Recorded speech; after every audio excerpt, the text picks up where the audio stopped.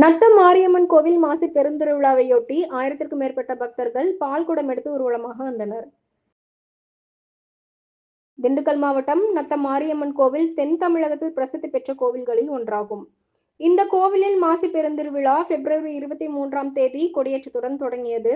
மறுநாள் ஆயிரக்கணக்கான பக்தர்கள் கரந்தமலை கன்னிமார் தீர்த்தத்தில் புனித நீராடி மஞ்சள் ஆடைகள் அணிந்து மாரியம்மன் கோவிலுக்கு வந்து காப்பு கட்டி 15 நாட்கள் விரதம் தொடங்கினர்.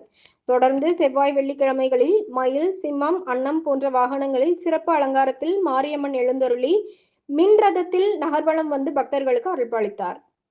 இதையொட்டி காப்பு கட்டிய பக்தர்கள் நத்தம் அம்மன் குளத்தில் சென்று சிறப்பு பூஜைகள் செய்து பால்குடம் எடுத்து ஊர்வலமாக நத்தம் மாரியம்மன் கோவில், பஜார் தெரு, பேருந்து நிலையம், மீனாட்சிபுரம் உள்ளிட்ட நகரின் முக்கிய வீதிகள் வழியாக 1000க்கும் மேற்பட்ட பக்தர்கள் ஊர்வலமாக மாரியம்மன் கோவில் வந்து கம்பத்திற்கு பால் ஊற்றி தங்களது நேர்த்திக் கடனை செலுத்தினர். அதனைத் தொடர்ந்து அம்மனுக்கு சிறப்பு அபிஷேகம், தீபாராதனை நடந்தது.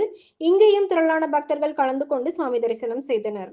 நாளை March 9 பக்தர்கள் அம்மனுக்கு மஞ்சள் திருப்பாவாடை கொண்டு வந்து காணிக்கையாக செலுத்தும் நிகழ்ச்சி, அரண்மனை பொங்கல் வைத்தல், மாவிளக்கு, காவடி எடுத்து வருதல் ஆகியவை நடக்கிறது.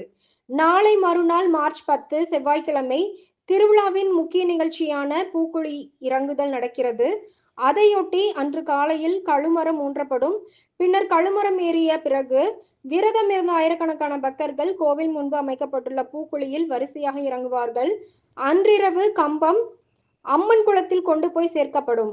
March 11 புதன்கிழமை காலையில் அம்மன் மஞ்சள் நீராடுதல் நிகழ்ச்சியும், இரவு அம்மன் குளத்திலிருந்து பூப்பல்லக்கில் அம்மன் நகர்வலம் வந்து கோவிலை சென்றடைவதுடன் விழா நிறைவு பெறுகிறது.